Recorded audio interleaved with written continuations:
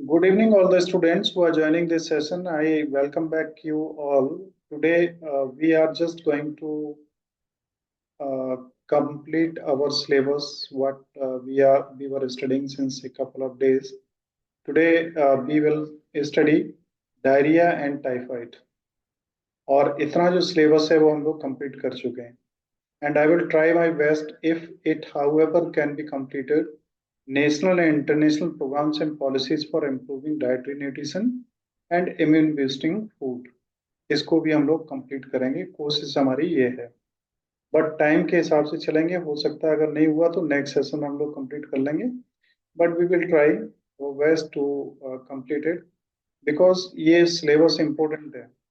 देखिए, community health concept बहुत अच्छी चीज़ है और इसमें जो बहुत ज़्यादा बीमारियां होती हैं उनमें से diabetes, hypertension, obesity, constipation, diarrhoea and typhoid. अगर इतनी बीमारियों के बारे में भी आपको जानकारी हो और इन्हें अगर आप किसी को हो जाता है उसको हेल्प कर पाए तो ये भी अपने आप में एक बड़ी बात है ना. इसका आपको ध्यान रखने की जरूरत है थोड़ी सी. हम अब अपने पावर पॉइंट प्रेजेंटेशन की तरफ चलते हैं.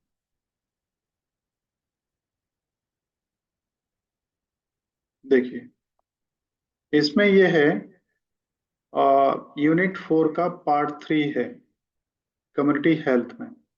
आपको मैं बताऊं, गवर्नमेंट ऑफ इंडिया ने कम्युनिटी हेल्थ सेंटर्स बनाए हुए हैं जहां पे कम्युनिटी हेल्थ ऑफिसर्स भी हैं और इनकी टीम भी है. ये आशा और आंगनबाड़ी के सहयोग से दूर दूर के गांव तक भी स्वास्थ्य सेवाओं को पहुंचाने के लिए प्रयास करते हैं लगातार. और जो स्टूडेंट हैं जिन्होंने परसों का प्रोग्राम अटेंड किया होगा, तो आगरा के एसएन मेडिकल कॉलेज के कम्युनिटी हेल्थ ऑफिसर से आप लोग मिले थे. और उसके साथ ही उनके साथ में दो स्टूडेंट जो वहाँ से एमडी कर रहे हैं, जो कम्युनिटी हेल्थ में काम कर रहे हैं, उनसे भी आप लोग मिले थे. और खुद वहाँ के जो वो प्रिंसिपल सर हैं एसएन मेडिकल कॉलेज के, उन्होंने भी आप लोगों से मुलाकात की थी. तो इसी के बारे में काफी कुछ डिटेल में कम्युनिटी हेल्थ के बारे में बताया था. अब हम आगे बढ़ते हैं कि आज के इस कोर्स में हम क्या सीखेंगे. तो देखिए, कोर्स आपके सामने है और फुल स्क्रीन पर आप देख पा रहे होंगे. What we will learn today: causes of common diseases prevalent in the society and nutrition requirement of the following. Diarrhoea और टाइफाइड में न्यूट्रिशनल रिक्वायरमेंट क्या क्या है. मतलब अगर डायरिया हो जाए तो हमें भोजन में क्या लेना चाहिए, और टाइफाइड हो तो भोजन में क्या लेना चाहिए. देखिए, अगर आप अपने भोजन को नियमित कर लेते हैं तो आपने बहुत सारी बीमारियों को अपने आप ठीक कर लिया. आपने पढ़ा था, चाहे वो शुगर हो, चाहे हाई बीपी हो, और तमाम सारी ऐसी प्रॉब्लम जिन्हें कहा जाता है, कौन सी बीमारी मालूम है ना, उन्हें कहा जाता है लाइफ स्टाइल डिजीजेज. तो लाइफ स्टाइल डिजीज वो डिजीज हैं जो हमारे लाइफ स्टाइल में चेंज होने की वजह से होती हैं. डायरिया और टाइफाइड उसमें नहीं आते हैं. ये आमतौर पर कंटामिनेटेड डिजीज होती हैं, वायरस और बैक्टीरिया वगैरह वजह से फैलती हैं. और ये हाइजीन की कमी की वजह से, हाइजीनिक कंडीशंस पे ध्यान न देने की वजह से ये बीमारियां फैलती हैं. इसके अलावा दो जो पॉइंट रह रहे हैं, नेशनल एंड इंटरनेशनल लेवल पर जो एजेंसीज काम कर रही हैं, गवर्नमेंट जो काम कर रही है, वो पॉइंट अगर आज क्लियर हो सके तो आज क्लियर करेंगे. अदरवाइज हम इतनी जल्दी करके भी नहीं भागेंगे कि आपको सिलेबस समझ में ना आए. वो मैं नेक्स्ट टाइम देके आपको कंप्लीट करवा दूंगा. मैं आगे बढ़ता हूँ फर्स्ट स्लाइड की तरफ. तो देखिए, ये है फर्स्ट डायरिया. डायरिया में ये आप यहाँ पे इमेजेस बनी हुई देख रहे हैं. आप चाहें तो मैंने थोड़ा सा इनलार्ज करूंगा. देखिए, आप अपनी स्क्रीन पर अभी देख पा रहे होंगे, ये हमारी आंत है. और इस आंत में आप टोटल देखें, normally water is absorb during digestion and absorb in reabsorb in colon. बड़ी आंत जो होती है आमतौर पे उसमें पानी का वो और भोजन वगैरह का पचना होता है, और फिर रहा बचा पानी, छोटी आंत जिसको कॉलन कहते हैं, उसमें आके पच जाती है. With diarrhoea stool containing more water than colon can absorb. Diarrhoea जो होता है उसमें पानी की मात्रा इतनी ज्यादा हो जाती है कि हमारा जो कॉलन है वो उसको एब्जॉर्ब नहीं कर पाता है. और ऊपर क्या क्या लिखा है: diarrhoea is a condition characterised by having 2 or 3 more loose or वाटी बाउल्स मूवमेंट ईच डे. अगर हमें 2 या 3 से ज्यादा बार बिल्कुल पानी जैसे दस्त हो रहे हैं, पानी जैसा ही आ रहा है, तो इस कंडीशन को डायरिया कहा जाता है। It is often acute and only last for up to a week. और ये बीमारी ऐसी होती है कि लगभग 1 हफ्ते तक रहती है, उसके बाद धीरे धीरे ये ठीक होती है। और कई बार ये 2 से 3 हफ्ते तक रह सकती है। इसको, जो 1 हफ्ते में ठीक हो जाती है, इसको तो क्रोनिक डायरिया कहते हैं। और जो 1 हफ्ते में ठीक नहीं होती, 2-3 हफ्ते का टाइम लेती है, उससे भी ज्यादा टाइम लेती है, तो इस तरीके की बीमारी को एक्यूट डिजीज कहते हैं। तो यहाँ आप देख रहे हैं राइट हैंड साइड में लिखा हुआ हमारे सामने। मैं आपको इसको पॉइंट आउट कर दे रहा हूँ स्पॉटलाइट के साथ में। देखिए, diarrhea is a condition characterized by the frequent passages of loose particles. It can be acute. ये दोनों तरीके का हो सकता है, आपने ऊपर भी पढ़ा था। ऐसे में क्या है कि आपको जो भोजन है ना, वो बड़े तरीके से टेलर डाइटरी चॉइस, मतलब डाइटिशियन के द्वारा, या आप अपनी जानकारी के हिसाब से वो भोजन लें जो डायरिया में चलना चाहिए। अपना स्वाद और पसंद को उस समय न ढूंढें, अदरवाइज ये दिक्कत काफी ज्यादा आपको बन जाने वाली है। इधर देखिए, इसमें अगर हम देखते हैं तो ये सोडियम, पोटेशियम और इनकी काफी ज्यादा, जो भी कुछ हम लेते हैं अपनी डाइजेशन उसमें खुराक में, वो इसके साथ ही निकल जाता है ना। तो यहीं पे हमारे लिए दिक्कत बढ़ने लगती है। अभी यहाँ पे आप देख रहे होंगे, ये जो सामने डिजीज अफेक्टिंग योर बाउल्स, जहाँ पे पेट में प्रॉब्लम होती है वहां पे फिर धीरे धीरे कुछ रेडनेस और जख्म जैसे बनने लगते हैं और दिक्कत होने लगती है। और इसके देखें किस कारण से होता है। इन्फेक्शन होता है इन बैक्टीरिया के कारण से। भोजन के द्वारा किसी भी तरीके से बैक्टीरिया हमारे पेट में पहुंच जाते हैं और कॉलन वगैरह में पहुंच के प्रॉब्लम खड़ी करते हैं। इसमें दवाई लेने की आवश्यकता होती है। और कुछ कई बार स्टूल जो है ना, लूज मोशंस, उसकी वजह से भी होते हैं कि कुछ लोगों को जो दूध है ना, वो टॉलरेट नहीं कर पाते हैं। दूध को पीते हैं लेकिन वो सही तरीके से पाचन नहीं हो पाता, उसके कारण भी होता है। और कई बीमारियां होती हैं जिनके द्वारा हमारा जो बाउल है, मतलब पेट है, तो उसमें दिक्कत करता है। जैसे एंटीबायोटिक्स अगर आप ज्यादा लेते हैं तो पेट आपका गड़बड़ हो जाएगा।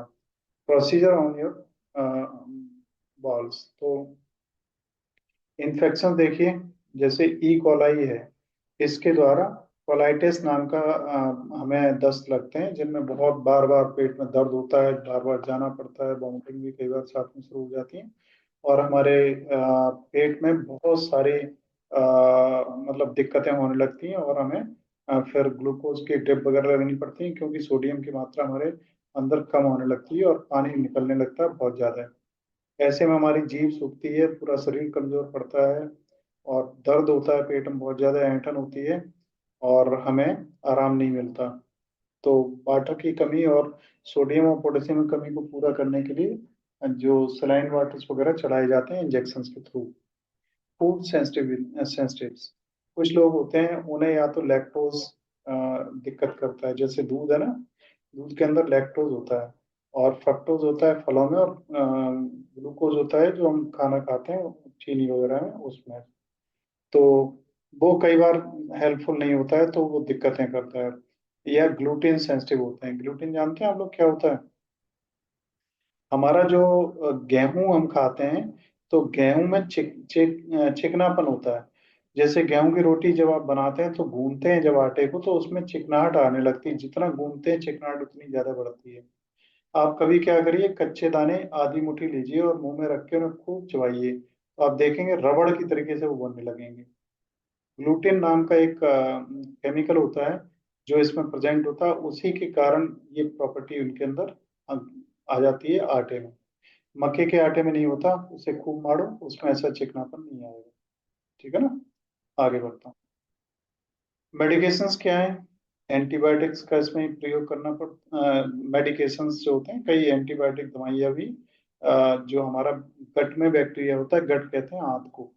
आंत में जो बैक्टीरिया होता है वो एंटीबायोटिक्स के द्वारा काफी सारे वो मर जाते हैं। जो अच्छा बैक्टीरिया होता है वो भी।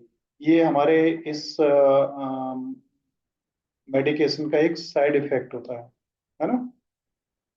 तो इससे दिक्कत होती है। एक होता है इरिटेबल बाउल सिंड्रोम, इसे इन्फ्लेमेटरी बाउल सिंड्रोम भी कहते हैं। इसे क्रॉन्स डिजीज के रूप में भी जाना जाता है। इससे हमारी जो कॉलोन होती है उसमें अल्सर हो जाते हैं छोटे छोटे से, और वो बहुत प्रॉब्लम करते हैं।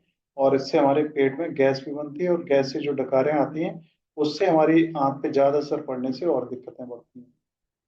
मल एब्जॉर्प्शन, तो डायरिया में क्या होता है कि जो बॉडी एब्जॉर्ब करती है मटेरियल को, वो मटेरियल प्रॉपर तरीके से एब्जॉर्ब नहीं हो पाता।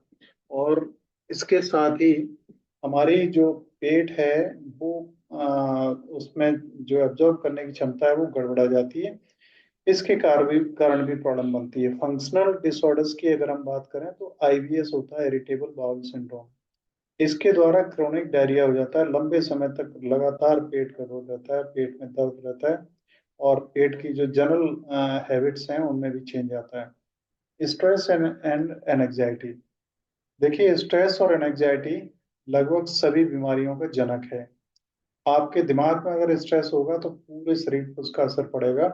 आप ही मान लो कंट्रोल सेंट्रल अगर गड़बड़ होगा, एक स्टेशन से ट्रेन्स बहुत सारी गुजरती हैं, उनका कंट्रोल सेंटर जो है वहीं पर अगर गड़बड़ी होगी तो ट्रेन बिल्कुल सही है, लेकिन सिग्नलिंग सिस्टम प्रॉपर ना होने की वजह से सब खराब होने लगेगा। तो हमारा स्ट्रेस और एनजाइटी का मतलब ये है कि हमारा सिग्नल सिस्टम गड़बड़ा रहा है, इस समय हमें दिक्कतें होने वाली हैं। ठीक है, आगे बढ़ता हूँ।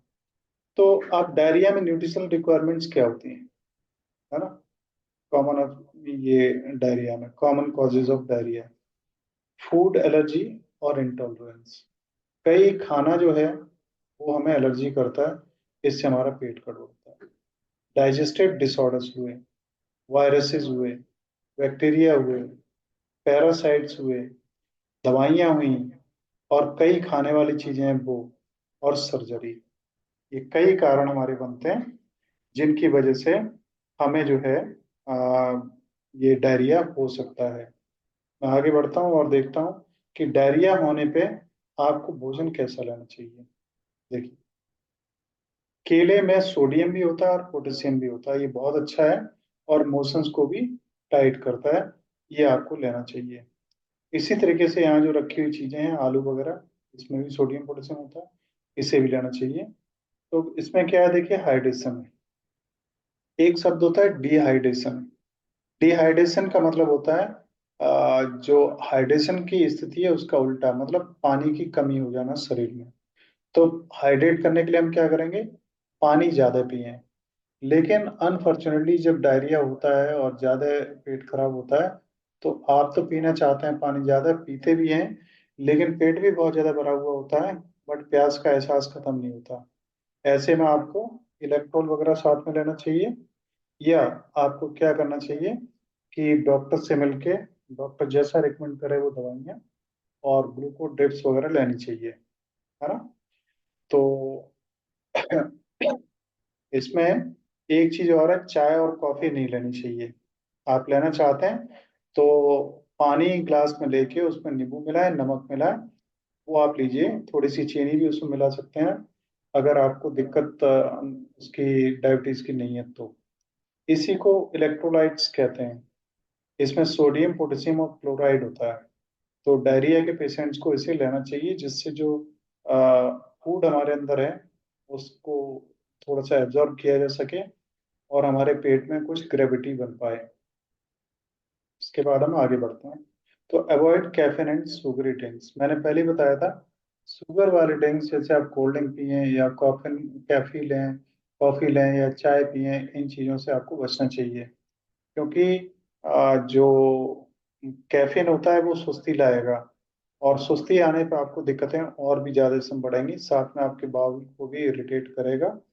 तो इसको आपको नहीं लेना चाहिए, और कोल्ड ड्रिंक्स वगैरह इनसे भी बचाव करना चाहिए। ये इनका कोई मतलब वो नहीं होता है, एम्प्टी कैलोरीज होती हैं और हमारे शरीर को अननेसेसरी परेशान करती हैं। ब्रेड डाइट क्या है, वनेना, राइस, एप्लेजर एंड टोस्ट, ये चार चीजें हैं, इनको ब्रेड डाइट कहा जाता है। इनको लेना चाहिए आपको अगर लूज मोशंस होते हैं ऐसी स्थिति में। और ये एक पारंपरिक भोजन भी कहलाता है डायरिया की स्थिति के लिए। और इनमें फाइबर कम होता है और ये स्टूल को टाइट करने में भी सहयोगी होते हैं। इसके साथ ही आपको बता दें, आपने हमेशा पढ़ा होगा कि फाइबर भोजन को पचने में सहायता करता है, लेकिन फाइबर ही है जो जब आपको लूज मोशंस होते हैं उस समय अगर फाइबर वाली ज्यादा चीजें ली तो आपको दिक्कत बढ़ जाएगी, क्योंकि फाइबर को पचने में उतना ही लंबा समय लगता है और यहाँ पाचन शक्ति आपकी बिल्कुल बिगड़ चुकी है। ऐसे में आपको नहीं लेना चाहिए। यहाँ पे मैं अगर आपको बताऊं तो एक कंट्ररी चीज बताऊं जो बिल्कुल विरोधाभासी है आपके इन चीजों के लिए। तो आप अगर समझना चाहें तो मैं आपको बताऊं कि नेचुरोपैथी क्या कहता है डायरिया के बारे में। अगर जानना चाहते हैं तो इस पढ़ाई से हटके मैं आपको बताता हूँ, लेकिन अगर उसको आप आंसर देंगे तो गलत होगा उसमें एग्जामिनेशन में, क्योंकि जो आपको पढ़ाया जाता है, जो सिलेबस है उसी के तरीके से आपको आंसर देना है। तो अगर जानना चाहते हैं तो मैं यहाँ पे आपको बताना चाहूंगा, अगर आपकी रिस्पॉन्स यस में आती है तो। अदरवाइज मैं आगे बढ़ता हूँ। चलिए, बहुत सारी रिस्पॉन्सेज आनी तुरंत आपकी स्टार्ट हो जाती हैं। तो चलिए मैं देखिए बताता हूँ। Thank you all. होता क्या है कि नेचुरोपैथी में जुकाम, बुखार, डायरिया, इन सबको बड़ा शुभ लक्षण माना जाता है और बड़ा अच्छा माना जाता है कि अगर आपको डायरिया हुआ तो नेचुरोपैथी का ये कहना है कि आपके शरीर के अंदर तमाम टॉक्सिन्स इकट्ठे हो गए थे, अब वो निकलने शुरू हो गए हैं। तो बहुत अच्छी बात यह है कि उन टॉक्सिन्स को निकल ही जाना चाहिए। इसलिए वो लोग कहते हैं नेचुरोपैथी वाले कि आप अगर आपको ये लूज मोशंस लग रहे हैं तो आप कतई ट्रीटमेंट मत करवाइए, आपके शरीर के अंदर का जहर निकल रहा है। और दोनों डॉक्टर एक दूसरे के दुश्मन दिखाई देते हैं। एलोपैथ वाले कहते हैं तुरंत दवाई लीजिए और इसे रोकिए, और नेचुरोपैथ कहते हैं कि इसे खूब होने दें, आपका पेट का सफाई हो रही है। नेचुरोपैथ वाले एक वो देते हैं तर्क। वो कहते हैं कि अगर लूज मोशन इतने ही खराब हैं तो लूज मोशन में निकल क्या रहा है, सब जहरीली चीजें ही निकल रही हैं बॉडी से। तो उनका कहना भी कई हद तक सही लगता है। साथ में वो ये नहीं कहते कि आप दवाई न लें। अगर मान लो एक दिन, 2 दिन, 3 दिन से ज्यादा हुए लूज मोशन तो आपको दवाई भी लेने की जरूरत है, क्योंकि ये एंटी प्रोसेस बॉडी में स्टार्ट हो जाती है और लिमिट में ही होनी चाहिए, लेकिन तुरंत उसे नहीं रोकना चाहिए। जैसे आपको वॉमिटिंग हो रही है, 2 3 वॉमिटिंग हुई, आपने तुरंत इंजेक्शन लगवा लिया, तुरंत दवाई ले ली, तो जो टॉक्सिन्स आपके शरीर से निकलने वाले थे वो वहीं के वहीं रुक गए। इससे बुरा होता है। मैं आगे बढ़ता हूँ। प्रोबायोटिक्स। प्रोबायोटिक्स को मैं बताऊं, ये वास्तव में लिविंग बैक्टीरिया होते हैं जो आपके शरीर को बहुत तरीके से हेल्प करते हैं। तो ये लिविंग बैक्टीरियाज आपकी आंत में रहते हैं, और हमारे आंत की जो शक्ति होती है वो बड़ी वीक पड़ गई होती है। जैसा कि मैंने बताया था, तमाम दवाइयाँ वगैरह लेने से आपके आंत के जो बैक्टीरियाज हैं वो ही कमजोर पड़ जाते हैं, और जब ये कमजोर पड़ गए तो फिर पाचन अपने आप कमजोर हो जाएगा। तो इन बैक्टीरियाज को और बेहतर बनाने के लिए प्रोबायोटिक्स का यूज किया जाता है। ये तमाम तरीके से मेडिकेटेड फॉर्म में दिए जाते हैं। Gradual introduction of solid food, इसमें क्या होता है, जैसे हफ्ते भर तक का टाइम लगभग बैक्टीरिया इसका होता है, 2 से 3 4 5 दिन तक का डायरिया का। और ऐसे बीच में अगर धीरे धीरे ठीक होने लगता है तो धीरे धीरे सॉलिड फूड की तरफ से आप बढ़ना शुरू हो। इसमें पहले प्लेन प्लेन क्रैकर्स हैं, बॉइल्ड पोटैटोज हैं, कुक्ड राइस वगैरह हैं, इस प्लान आप स्टार्ट कर देते हैं। राइट, आगे बढ़ते हैं।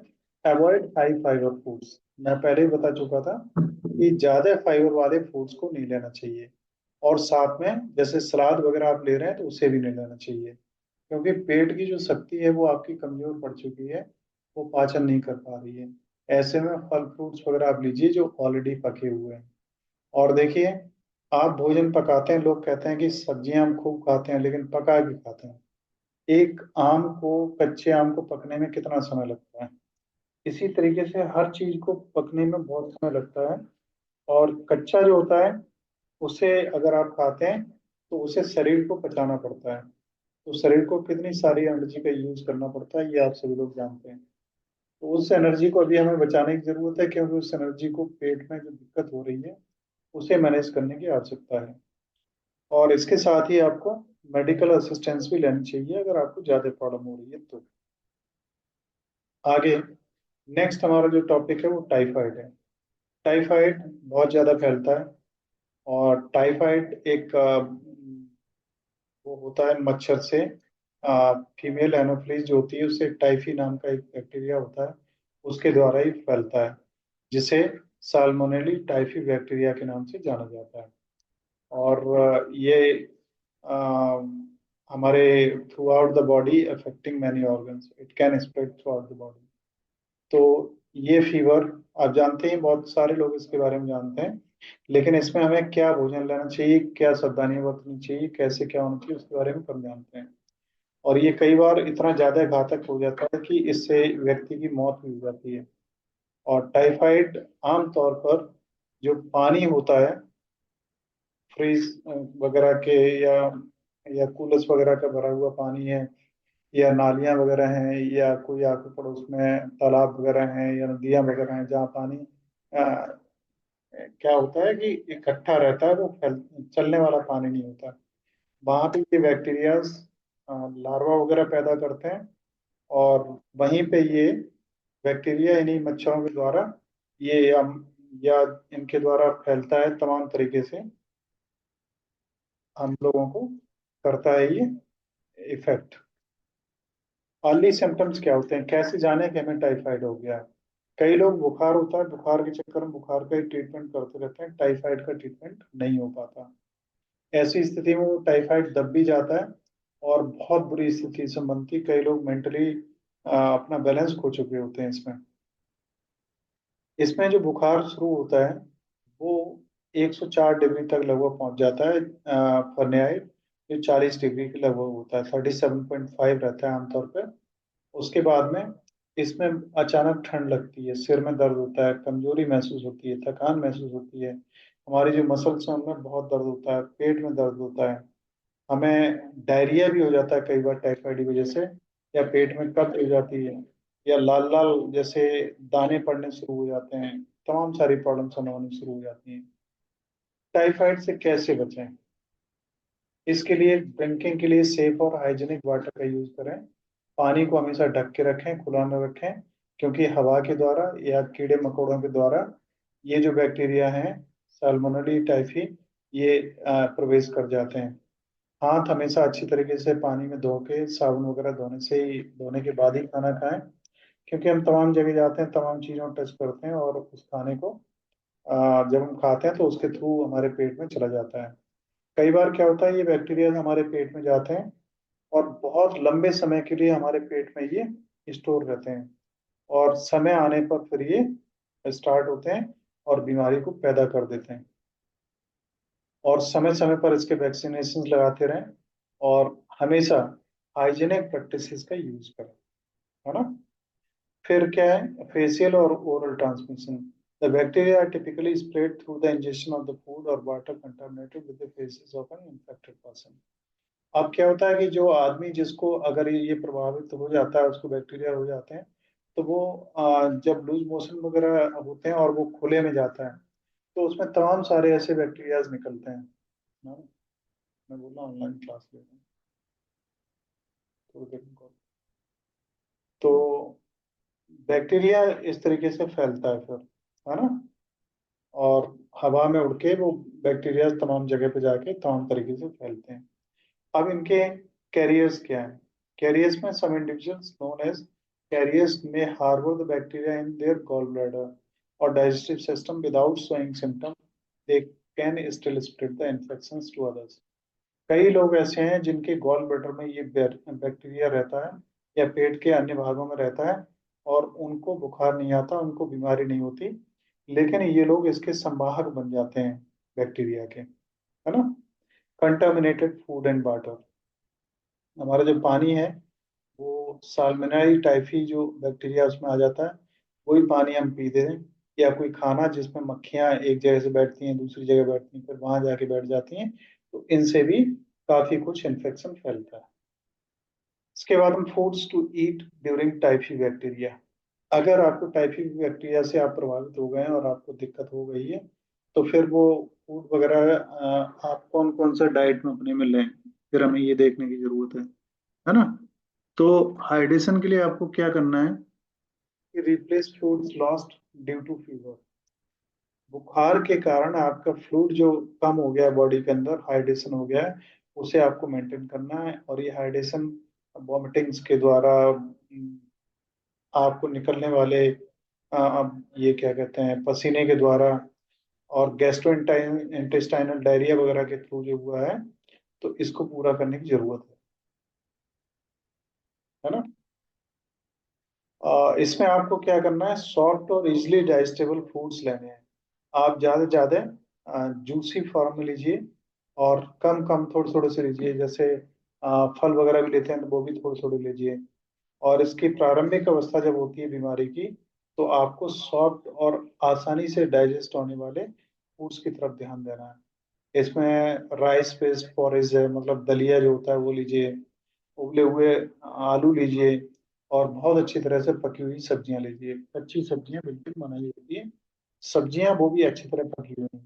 अब इसमें आप छोले वोले और ऐसी चीजें ना खाएं, चाहे पके कितने भी हैं, लेकिन वो डाइजेस्ट होने में हार्ड होते हैं, वो नहीं होंगे। नेक्स्ट हमारा है स्मॉल एंड फ्रीक्वेंट मील्स। थोड़ा थोड़ा मील लें, और थोड़े थोड़े अंतराल बाद लें, लंबे समय बाद नहीं, जिससे आराम से ये पच सके, हमारा डाइजेस्टिव सिस्टम भी उसको एक्सेप्ट कर पाए सही तरीके से। Avoid spicy and irritating food. ज़्यादा मसालों वाला या ज़्यादा चिकनाई वाला कोई भी फूड न लें।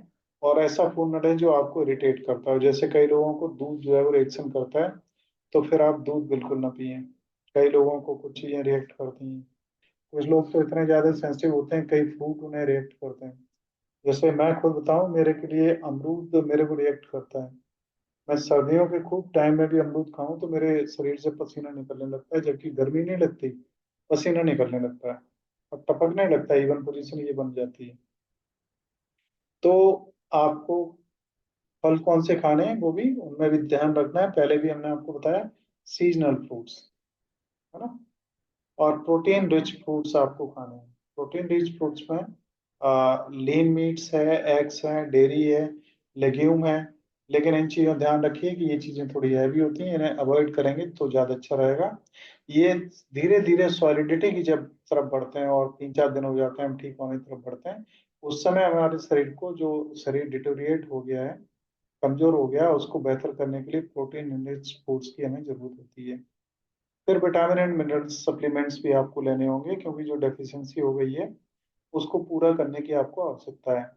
आपके योर हेल्थ केयर प्रोवाइडर्स में recommend supplements to address specific nutrients needs.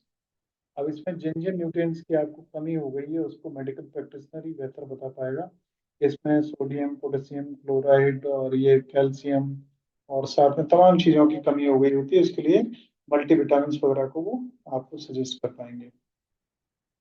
क्या क्या नहीं लेना चाहिए, तो उसमें कच्ची वेजिटेबल्स, होल ग्रेन्स, क्योंकि इसमें फाइबर ज़्यादा होता है। फैटी फूड्स नहीं लेने चाहिए, फैट को बचाना मुश्किल होगा। नट्स नहीं लेने चाहिए, स्पाइसी फूड्स नहीं लेने चाहिए, और ड्राइड फूड नहीं लेने चाहिए। ग्रेजुअल री इंट्रोडक्शन ऑफ फूड्स। जैसे जैसे आप धीरे धीरे ठीक होते जा रहे हैं, वैसे वैसे पुराने वाले फूड वाले सिस्टम पर आ पा रहे हैं। और फिर धीरे धीरे आप फूड्स में नट्स हैं, और वेजिटेबल हैं, फ्रूट्स हैं, होल ग्रेन्स को आप शुरू करिए। और प्रोबायोटिक्स को आप ज़्यादा यूज करिए, जिससे आपके गट बैक्टीरिया है वो बेहतर स्थिति में आ पाए, और आपको उससे हेल्प मिल पाए। इसके साथ ही ये सेशन आज का यहीं कंप्लीट होता है, और 45 मिनट से ऑलरेडी हो चुके हैं।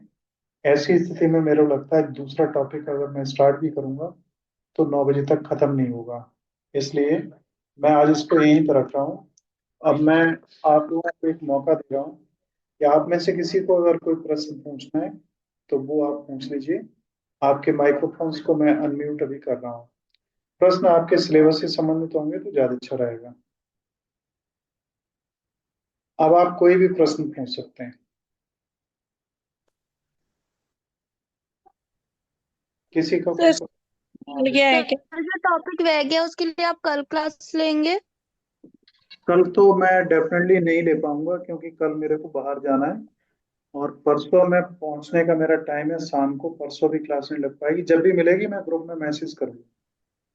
सर इसका ओके सर। असाइनमेंट मिल गया क्या अभी? हाँ जी। असाइनमेंट मिल गया क्या? असाइनमेंट कल मिल जाएगा आप लोगों को। वो बनाना कैसे, ऑनलाइन बनेगा क्या? उसको पेपर पे लिखना है, लिख के स्कैन करके पीडीएफ बना के ऑनलाइन अपलोड करना है। पेपर पे लिख के स्कैन करके, ठीक। मेल पे करना है क्या? बात सही नहीं आ रही है आपकी। स्कैन यहाँ पे जूम पे भी दिखाना है या फिर व्हाट्सएप पे मतलब भेजना है? या फिर सर आपको जीमेल करनी है? आपको हमारी वेबसाइट पे एक लॉगिन आईडी और पासवर्ड दिया जाएगा, उससे आप लॉगिन करेंगे, वहां पे सारा आपको अपना विवरण मिलेगा और सारे असाइनमेंट भी वहीं पे मिलेंगे। वहीं पे एक लिंक होगा अपलोड करने का, आप तैयार करके उसी से अपलोड करेंगे। Okay sir, thank you. Sir attendance लग गई है क्या दीक्षा वर्मा की? अटेंडेंस जैसे आप लॉगिन करते हैं लग जाती है। और दूसरा मैं बता दूं कि आपका 100 मार्क्स जो है वो हमारे हाथ में है। उसमें 40 नंबर्स का तो रिटन टेस्ट कॉलेज में होगा। 60 नंबरों का ब्रेकअप ये है कि 20 नंबर आपके होंगे इसके ऑनलाइन एग्जाम के, 15 नंबर आपके होंगे अटेंडेंस के, और 15 नंबर होंगे असाइनमेंट्स के, और बाकी के 10 नंबर ओवरऑल प्रेजेंटेशन के होंगे। सर मैं ये बोल रही हूँ, सर बीए का जो एग्जाम है वो 4 दिसंबर को है, रिटर्न का, कॉलेज वाला। को करिकुलर का होगा ना वो? जी सर। हाँ तो वो यूनिवर्सिटी करवाएगी 75 नंबर का। सर अटेंडेंस सर लगा लिया आपने?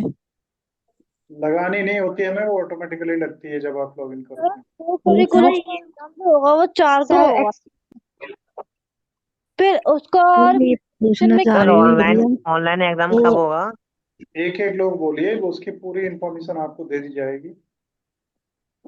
सर ऑनलाइन एग्जाम कब होगा? Excuse me sir. जी बताइए सलोनी। सर मेरे पास ये वाला ग्रुप नहीं है तो आप मेरे को इसमें ऐड कर लीजिए। ग्रुप में कोई लोग लिंक डाल दीजिए, ये ऐड हो जाएंगे।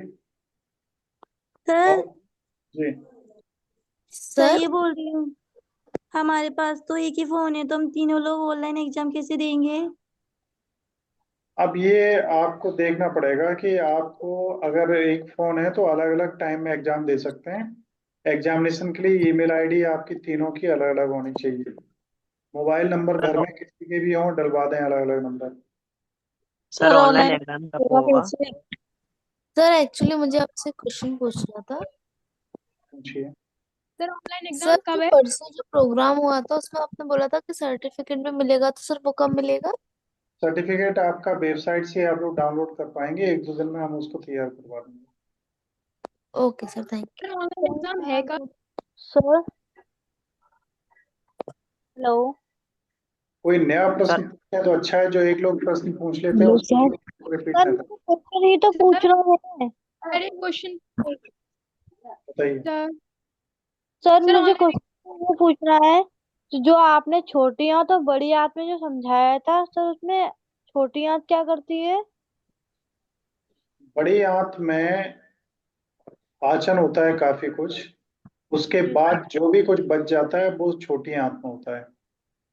वो छोटी आंत में होता है, जैसे और मतलब छोटी आंत के बाद में वो बाहर निकल जाता है, वेस्ट मटेरियल। सर इसका ऑनलाइन एग्जाम होगा कब? आपको कई बार मैं इसका उत्तर दे चुका हूँ, आप लोग बार बार ऐसे मत पूछिए, मैं बता चुका हूँ अभी मुझे डेट। आवाज नहीं आती है, सब लोग साथ में बोलते हैं तो समझ में नहीं आता। अभी कोई डेट उसकी फाइनल नहीं है। ओके, और होगा कौन? पूछना है सर एग्जाम से मेरे रिलेटेड। फ्रेंड भी हम फूड राइजनिंग की वो OMR खरीदे तो उसके लिए सर काफी ग्रुप में रहेगा। डाल दीजिएगा। सर मुझे ये पूछना है, जो को करिकुलर का एग्जाम है और जो फूड न्यूट्रिशन का है, सर ये दोनों अलग अलग ही हैं, एक ही है? को करिकुलर फूड न्यूट्रिशन हाइजीन ही है, वोकेशनल अलग है। तो को करिकुलर है उसका कनेक्शन इससे ही है? ये क्या पढ़ रहे हैं आप लोग, कौन सा पढ़ रहे हैं ये मालूम? उसी में ही तो है फूड न्यूट्रिशन वाला। को हाँ करिकुलर यही है। जी सर, जी सर। सर वह मैंने वोकेशनल भी हमें पढ़ना पड़ेगा? सॉरी। सर ये बोल रही हूँ, वोकेशनल का जो सब्जेक्ट है वो भी हमें पढ़ना पड़ेगा? एग्जाम आपने देना है तो पढ़ाई कौन करेगा? हमें देना होता तो हम तो कॉलेज हेलो में। सर। नहीं सर, मेरा सर जो कहने हम का असाइनमेंट हाँ सर सर मेरे जो कहने हम का असाइनमेंट करेंगे। अरे आप बोलो पहले। सर मैं ये कह रही थी, मेरे कहने का अर्थ ये है कि वो सब्जेक्ट तो अलग है ना, मतलब आप ही पढ़ाएंगे उसे भी कि कोई दूसरे टीचर? अलग अलग टीचर हैं सभी के लिए। जी सर, थैंक यू सर। इसकी 9 बजे लगती है क्लास। हाँ सर जो आप असाइनमेंट देंगे वो कितने पेजेस का होगा करीब? आपके कम से कम 8 से 10 पेजेस तो आने चाहिए। हमारा ओके असाइनमेंट तो सर एक ही टॉपिक पेज का तो होगा, उसके आंसर 8। सर टॉपिक तो आप ही देंगे ना? हेलो हाँ सर। जी। सर ये जो लास्ट कोक्यूलर वाला एग्जाम हुआ था इसका क्या बोलते हैं, जिनका रह गया था वो दोबारा होगा क्या?